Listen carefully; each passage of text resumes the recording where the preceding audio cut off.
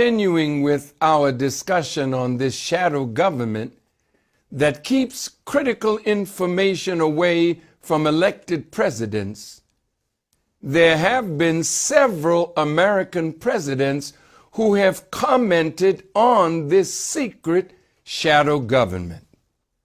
According to an article by Ross Pittman posted on the website ConsciousLifeNews.com titled "Verified Warnings from Former U.S. Presidents About the Invisible Government Running the United States with No Allegiance to the People," he identifies certain presidents who mentioned the shadow government. In Mr. Pittman's article, he states that George Washington, the first president of the United States, wrote that the Illuminati want to separate the people from their government. Quote, "It was not my intention to doubt that the doctrines of the Illuminati and principles of Jacobinism had not spread in the United States. On the contrary, no one is more truly satisfied of this fact than I am.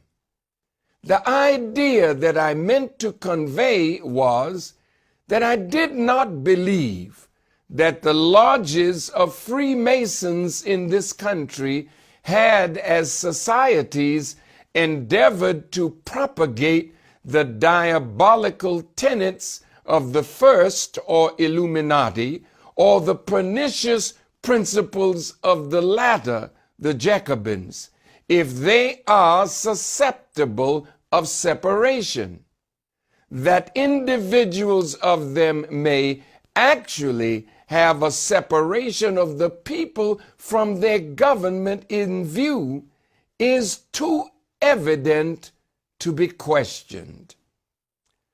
George Washington goes on to say that the Illuminati as a group of highly intelligent, enlightened persons who wanted to separate the people from their government and their government from the people, but he never broke down who these Illuminati were.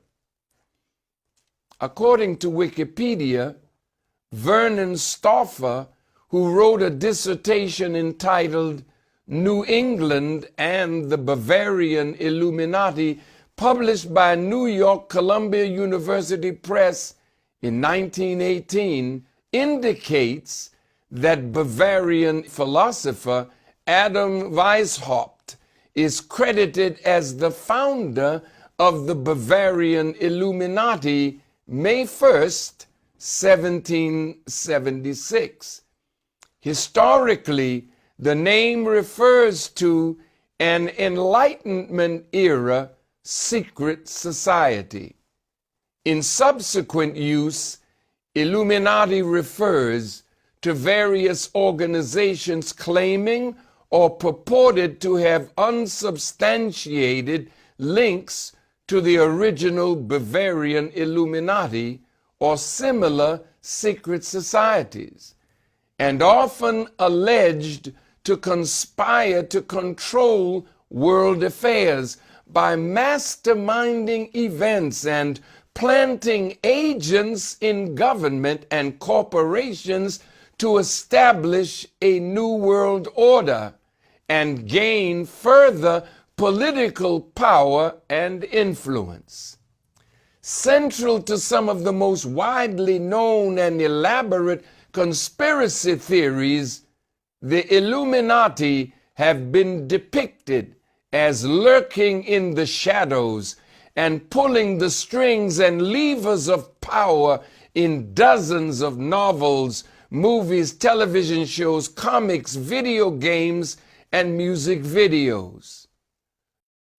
Jacobinism is described as the practice of the Jacobins, a political group advocating egalitarian democracy during the French Revolution, the ideology of the most radical element of the French Revolution that instituted the Reign of Terror.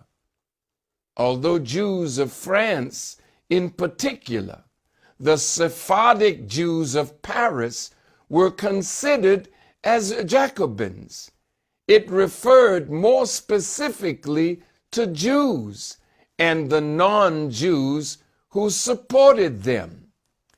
Depending on the historical writers, despite who controlled the press, both groups were charged with initiating the French Revolution. Thomas Jefferson, the third president, was much more specific about the shadow government.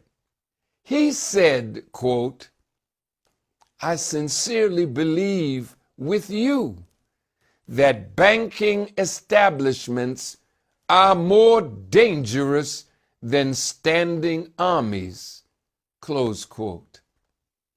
John C. Calhoun, Vice President of the United States under the 7th President Andrew Jackson, said, "A power has risen up in the government greater than the people themselves, consisting of many and various and powerful interests combined into one mass and held together by the cohesive power of the vast surplus in the banks. This mighty combination will be opposed to any change, and it is to be feared. Such is its influence, no measure to which it is opposed can become a law, however expedient and necessary, and that the public money will remain in their possession, to be disposed of not as the public interest, but as theirs may dictate. The time indeed seems fast approaching when no law can pass, nor any honor be conferred from the chief magistrate to the tide waiter without the assent of this powerful and interested combination, which is steadily becoming the government itself, to the utter subversion of the authority of the people. Nay, I fear we are in the midst of it, and I look with anxiety to the fate of this measure as the test whether we are or not. Theodore Roosevelt, the 26th President of the United States, said, quote, "Behind the ostensible government sits enthroned an invisible government, owing no allegiance and acknowledging no responsibility to the people. To destroy this invisible government, to befoul the unholy alliance between corrupt business and corrupt politics, is the first task of the statesmanship of the day," close quote. Woodrow Wilson, the 28th President of the United States, said, quote, "A great industrial nation is controlled by its system of credit. Our system of credit is privately concentrated. The growth of the nation, therefore, and all our activities are in the hands of a few men. We have come to be one of the worst ruled, one of the most completely controlled and dominated governments in the civilized world, no longer a government by free opinion, no longer a government by conviction and the vote of the majority, but a government by the opinion and the duress of small groups of dominant men. Since I entered politics, I have chiefly had men's views confided to me privately. Some of the biggest men in the United States in the field of commerce and manufacture are afraid of somebody, are afraid of something. They know that there's a power somewhere so organized, so subtle, so watchful, so interlocked, so complete, so pervasive that they had better not speak above their breath when they speak in condemnation of it.